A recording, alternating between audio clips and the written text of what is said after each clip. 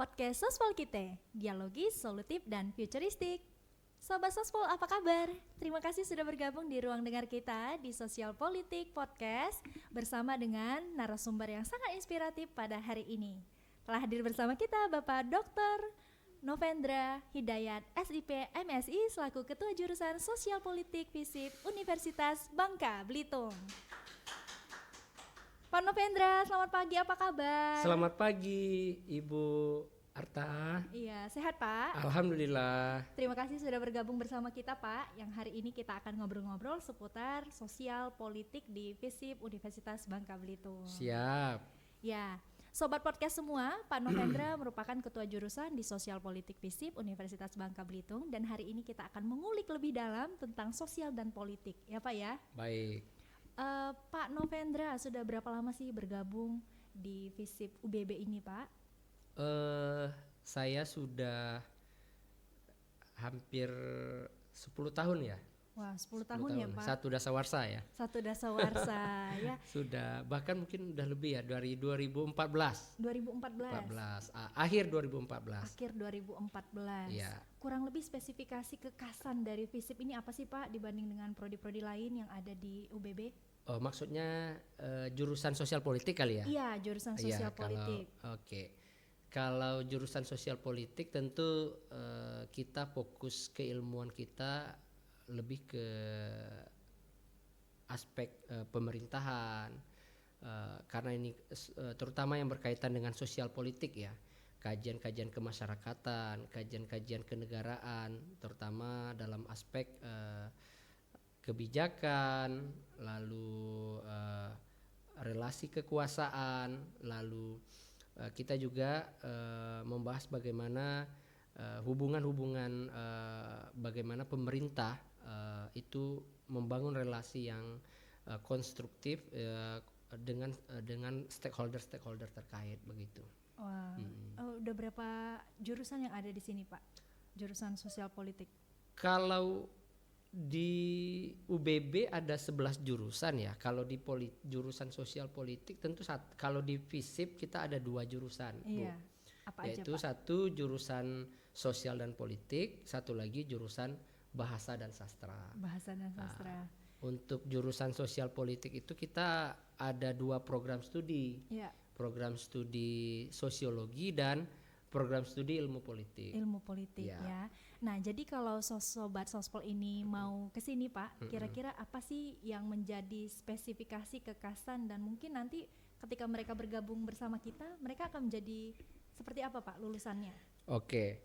Kalau di kita yang menjadi kekhasan jurusan sosial politik terutama tentu yang berkait kan tadi saya sampaikan ada 2 prodi ya, sosiologi dan ilmu politik. Betul. Kalau saya kebetulan home base di prodi ilmu politik. Di prodi ilmu politik itu ada 2 peminatan atau 2 konsentrasi, Bu Arta. Apa aja itu? Pertama Pak? Itu namanya peminatan atau konsentrasi politik lokal, demokrasi dan hak asasi manusia, atau disingkat dengan Poldam namanya. Poldam. Ya, politik lokal, demokrasi dan hak asasi manusia. Lalu yang kedua itu ada namanya politik ekologi, lingkungan, maritim dan sumber daya alam. Nah, begitu. Ada kalau kami menyingkatnya dengan istilah Polmas gitu ya. Polmas. Iya, jadi ada 2 peminatan. Itu menjadi penciri atau identitas tersendiri bagi program studi ilmu politik di FISIP Universitas Bangka Belitung. Begitu juga dengan sosiologi. Sosiologi juga punya kekhasan, terutama yang berkaitan dengan masyarakat pesisir begitu. Karena kita merupakan provinsi kepulauan. Betul. Tentu menyesuaikan diri dengan keadaan di lingkungan masyarakat kita. Iya, menarik ya Pak ya. Lulusannya kira-kira akan jadi apa sih Pak? Tentu berharap lulusan kita itu sesuai dengan bidang keilmuannya. Kalau di bidang kalau harapannya tentu kalau untuk ilmu politik kita punya 4 peran lulusan kita ya. Pertama itu politisi ya. Kalau ilmu politik khususnya itu pertama itu politisi. Karena dengan bekal ilmu yang didapatkannya ketika menempuh pendidikan strata 1, diharapkan seorang politisi itu mempunyai kemampuan analitis ya. Tidak artinya tidak sekedar menjadi praktisi politik yang hadir begitu saja, tetapi memberikan kontribusi positif. Dengan harapan generasi-generasi muda kita yang bergabung dengan prodi ilmu politik di jurusan sosial dan politik, kita berharap mereka punya kemampuan teoritik, juga kemampuan secara empirik ya. Tidak hanya mendapatkan ilmu di bangku perkuliahan, tetapi juga mereka dapat bekal di bangku pengalaman itu didapatkan melalui berbagai macam kegiatan. Ada namanya magang begitu, dan beberapa aktivitas lainnya. Oke, selain politikus apalagi Pak alumnus kita yang pertama ada? Saya lebih cenderung dengan nama politisi ya, bukan politikus kayaknya. Oh ya, politisi. Dirawat ya Pak ya, politisi. Khawatir nanti jadi tikus-tikus. Kita nggak mau. Jadi tikus-tikus berdasi. Kita berantas bersama Pak. Iya, kalau tikus itu jangan bahaya Bu. Nanti ya? Bisa bolong-bolong nanti. Waduh. Jadi kita pertama itu politisi. Yang kedua itu aparatur pemerintahan. Aparatur pemerintahan artinya alumni kita berharap setelah mendapatkan bekal ilmu di kampus kita di Universitas Bangka Belitung, khususnya di prodi ilmu politik jurusan sosial politik, mahasiswa bisa memberikan kontribusi positifnya di pemerintahan begitu. Tercatat alumni kita semenjak ilmu politik ini berdiri, mungkin bisa saya sedikit flashback ke belakang ya. Boleh. Ilmu politik ini berdiri di 2016 Bu. 2016 artinya mau satu dasawarsa di 2026. Iya, betul. Barangkali nanti dengan sumber daya yang terus hadir, baik itu mau dosen maupun mahasiswa, kita punya harapan ke depan prodi ilmu politik, prodi sosiologi itu punya akreditasi unggul begitu cita-citanya. Jadi 2016 untuk ilmu politik 2016 berdiri. 2016 berdiri artinya angkatan pertama 2016 berarti mulai beroperasi itu 2017 baru ada angkatan pertamanya ya. Angkatan pertama sorry maaf. Intinya 2016 berdiri ya, 2016. Setelah itu kita sudah alumni kita sudah mengisi di ruang-ruang pemerintahan tadi yang kita akan berbicara tadi konteks profil lulusan ya. Profil lulusan yang kedua itu pertama tadi politisi. Untuk politisi ini alumni kita ini perlu juga menjadi catatan. Alumni kita hari ini ada yang sudah menjadi staf ahli atau staf sus di praksi di DPR RI. Oh, menarik ya. Ya, ada alumni kita. Ada di salah satu alumni angkatan pertama, angkatan 2016 itu ada di DPR RI. Angkatan pertama 2016 ya. Jadi ilmu politik saya mungkin 2016 angkatan pertama, SK-nya kalau angkatan pertama 2016 SK pendirian itu saya koreksi sedikit, saya lupa. SK pendirian kita itu 2015. Oh, 2015. Saya 2014 datang ke UBB, sama seperti Bapak Ibu semua ya. Saya lulus CPNS 2014, hadir ke UBB. Waktu itu visi baru satu prodinya. Oh, baru belum satu. ada politik, belum ada sastra Inggris. Apa prodinya Pak? Prodi sosiologi.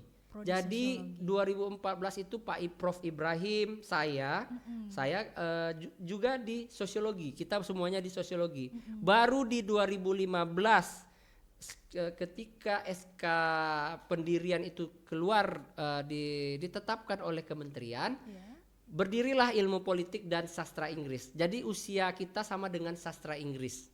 di 2015. 2015. SK pendiriannya 2015, mahasiswa pertama di 2016. Jadi sudah berapa angkatan kita? 2016 sampai sekarang udah 2025.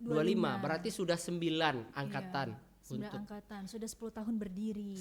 Sudah 10 tahun berdiri. Iya, Betul. Inilah 10 tahunnya September ini. Wah, luar biasa Ini ya. Pak Yudi nanti nih ketua panitia bagaimana perayaan 10 tahun ilmu politik. For your information ya, Sobat Sospol, bahwa Pak Yudi ini adalah salah satu regu ya, tim yang bertugas pada podcast hari ini. Iya, playmaker kita. Iya.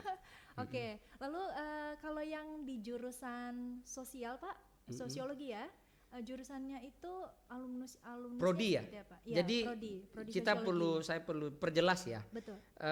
Fakultas Ilmu Sosial dan Ilmu Politik. Betul. Di struktur organisasi kita di bawah fakultas itu ada namanya jurusan. Ini nomenklatur baru ini sesuai dengan peraturan rektor terbaru mulai dari di tahun 2024 lalu. Jadi sebelumnya kita menyebutnya jurusan ilmu politik, jurusan sosiologi dan jurusan sastra Inggris. Nah, hari ini di penataan oleh Pak Rektor, kita di FISIP itu ada 2 jurusan. Jurusan sosial politik, di bawahnya ada prodi sosiologi dan prodi ilmu politik. Prodi sosiologi itu core prodinya Pak Herza, core prodi ilmu politik itu Bapak Dr. Kandidat Sandi Pratama.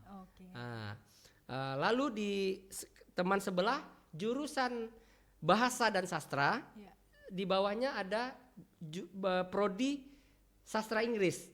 Oke Pak, tadi kan alumnusnya ada banyak sebagai politisi, sebagai aparatur sipil negara gitu ya Pak, yang menduduki posisi-posisi penting. Selama mereka berkegiatan sebagai mahasiswa Pak, kira-kira UKM yang ada di FISIP ini apa aja sih Pak? Kalau di FISIP ya, kalau di FISIP unit kegiatan mahasiswanya apa aja Pak? Saya di FISIP itu terutama kalau saya mungkin konteksnya di jurusan ya. Di jurusan. Konteks saya di jurusan, kita di jurusan punya himpunan-himpunan ya, himpunan mahasiswa ilmu politik itu Himapol namanya. Lalu kalau untuk sosiologi Himasos namanya, himpunan mahasiswa sosiologi. Dan masing-masing hima ini ada namanya divisi untuk peminatan ya. Ada yang mahasiswa itu minatnya di pencinta alam, begitu juga olahraga dan juga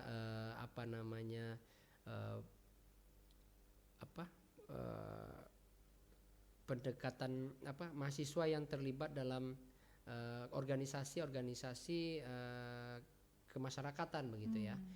Intinya mahasiswa kita ini organisasi yang ada di UKM ya, UKM tadi. Unit kegiatan mahasiswa. Kalau di tingkat unit kegiatan mahasiswa di tingkat jurusan itu artinya kita membawahi 2 prodi. Di prodi sosiologi itu Himasos, di prodi ilmu politik itu Himapol. Begitu. Antusiasnya mereka gimana Pak? Sejauh ini kalau kita melihat mereka sangat antusias karena memang kita juga di jurusan mendorong ya, prodi juga mendorong supaya mereka aktif ya. Mereka tidak hanya aktif di kelas, tetapi kita mendorong mereka menyeimbangkannya, seimbang dengan organisasi-organisasi terutama di intrakampus ya, yaitu Hima tadi. Di samping itu nanti mereka juga kawan-kawan mahasiswa, teman-teman mahasiswa ini juga aktif di ada lembaga legislatifnya ya, lembaga legislatif. BEM, Badan Eksekutif Mahasiswa. Badan eksekutif di BEM fakultas ya. Kalau di legislatifnya itu disebut dengan DPM ya, Dewan Perwakilan Mahasiswa.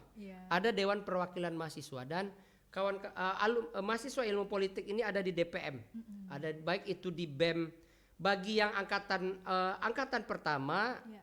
angkatan pertama itu mahasiswa itu fokus di hima dulu, di ranah prodi, di ranah jurusan. Setelah itu di tahun kedua mereka ada yang ke BEM fakultas, ada juga ke BEM universitas. Ya.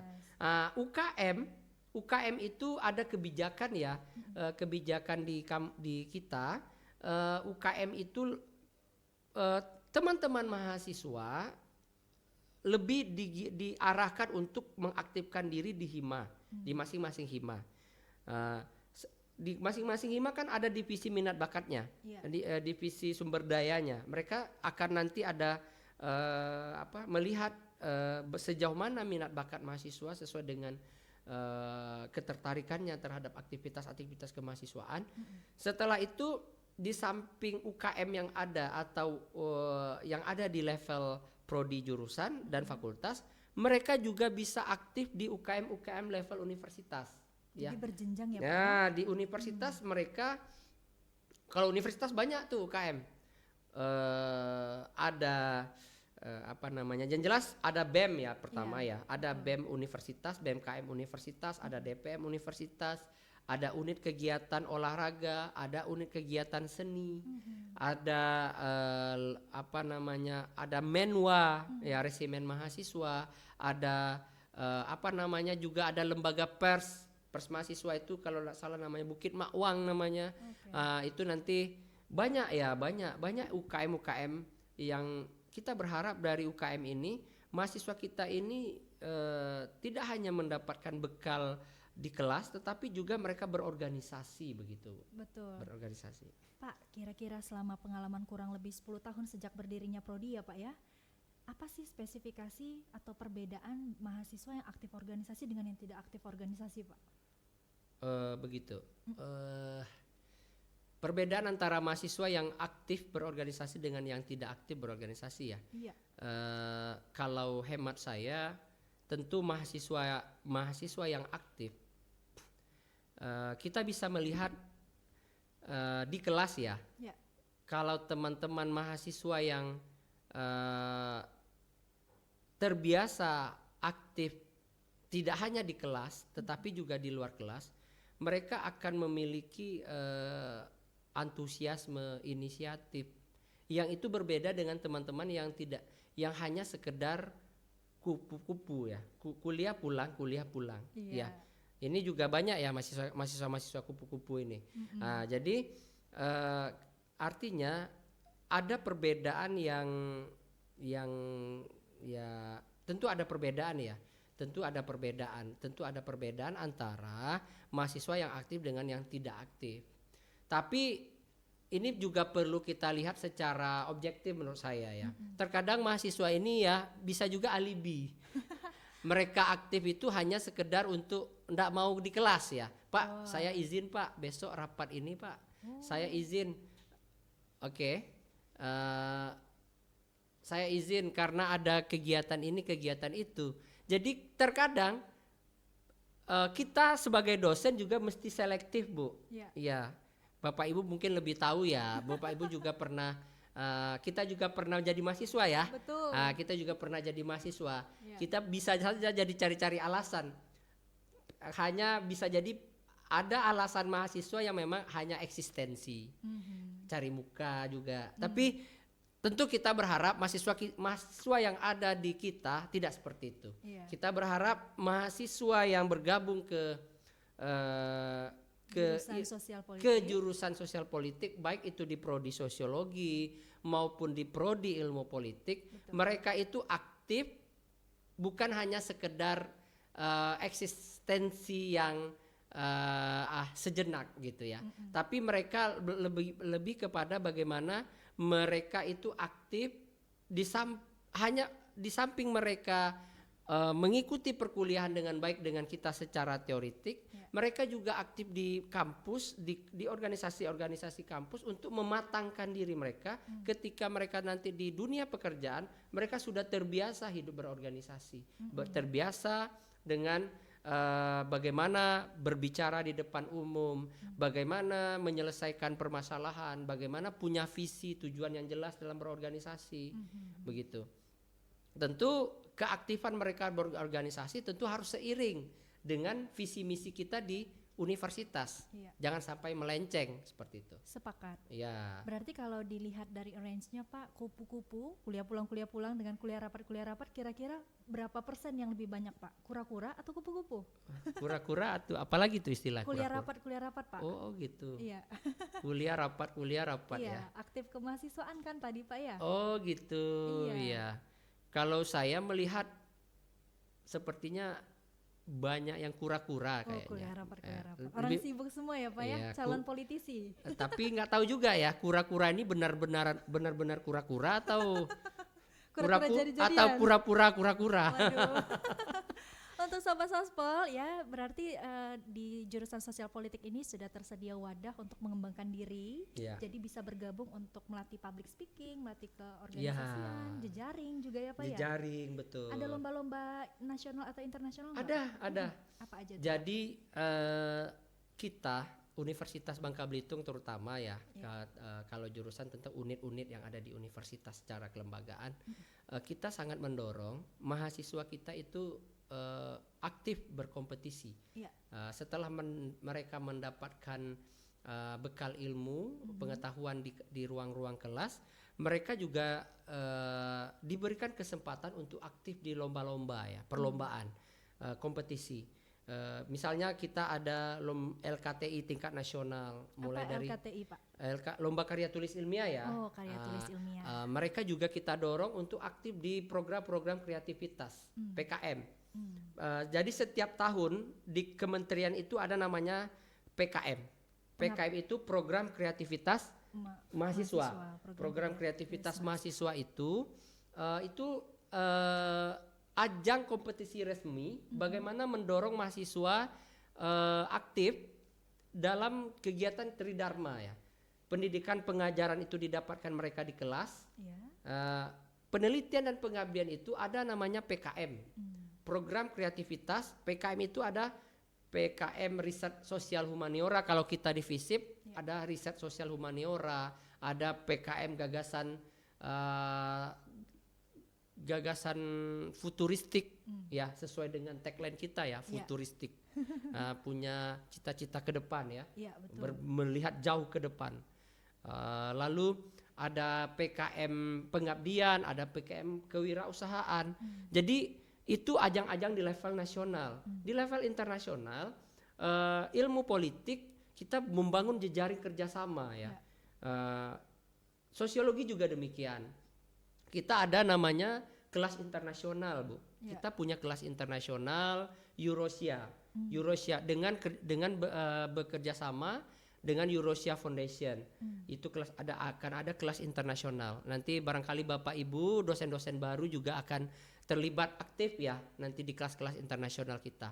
Jadi mahasiswa kita ini diberikan materi dengan berbahasa Inggris Bu. Pengajarnya pengajar dari berbagai kampus, guru-guru besar, tidak hanya di level Indonesia tetapi jadi dari luar negeri begitu.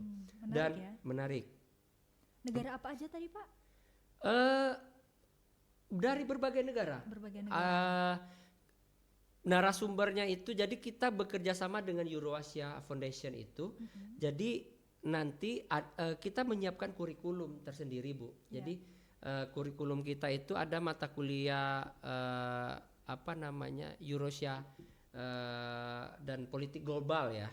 Jadi nanti mahasiswa di samping diberikan pemahaman tentang politik lokal, mereka juga diberikan pemahaman tentang bagaimana politik secara internasional atau politik global seperti itu. Wah, komplit ya Pak, paket komplit. Jadi mahasiswa dilatih untuk bisa berkomunikasi secara nasional bahkan internasional ya Pak ya? Betul. Ini terbuka untuk seluruhnya Pak, seluruh mahasiswa dan dosen? Terbuka, sangat terbuka. Tetapi mata kuliah ini hanya ada di semester berapa ya? Di semester 7 begitu ya. Semester 7. Menjelang sudah mau selesai. Semester ganjil ya, semester ganjil bukan semester 7. Semester 5 ya. Karena semester 7 itu kita di kurikulum kita itu kan sudah ini kawan-kawan ini sudah kampus berdampak, magang. Magang iya. kampus berdampak ya. Betul. Ya, teman-teman semester 7 kan sudah mulai di kampus berdampak. Jadi di semester 5. Jadi itu setelah mereka mendapatkan bekal politik secara kalau khusus di prodi ilmu politik secara mata kuliah wajib, mata kuliah pilihan peminatan. Lalu mereka juga di salah satu peminatan itu bagi khususnya peminatan yang tadi politik lokal demokrasi hak asasi manusia tadi dan politik ekologi maritim dan sumber daya alam seperti itu. Wah, menarik sekali ya. Jadi diberikan fasilitas yang seluas-luasnya bagi mahasiswa untuk berkembang ya Pak ya. Betul. Iya. Lalu kemudian untuk satu kata ya Pak, satu kata terakhir kali ya. Siap. Sebelum kita menutup ya, nggak terasa. Untuk satu kata terakhir menggambarkan jurusan sosial politik, apa kira-kira dari Pak Novendra? Satu kata ya. Iya. Jurusan sospol itu apa sih Pak? Satu kata. Futuristik. Iya. Kenapa tuh Pak futuristik? Sesuai dengan tagline kita. Iya. Jurusan sosial politik ini Iya. sangat berpikirnya jauh ke depan, ya begitu ya. Iya. Yang tadi itu tergambar dari dua prodi yang ada. Kalau khusus di ilmu politik, begitu juga dengan sosiologi. Nanti lebih lanjut mungkin nanti akan kita hadirkan juga masing-masing core prodi ya, biar lebih lebih terperinci ya, membahas kurikulum kita ya. Jadi saya kenapa saya mengatakan futuristik? Kita berpikir orientasi kita ke depan. Kita khusus di ilmu politik kita punya tidak hanya kita berpikir local wisdom, kearifan lokal, tetapi kita juga melihat bagaimana kita membangun relasi dengan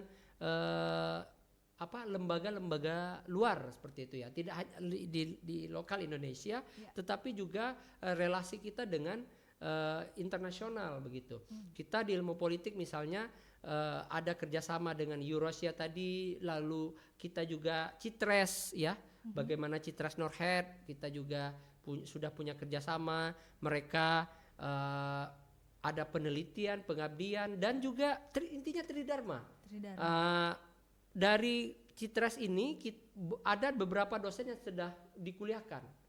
Lanjut kuliah Studi S3. Wah, di mana aja itu Pak? Kebetulan dia bekerja sama dengan Gajah Mada ya.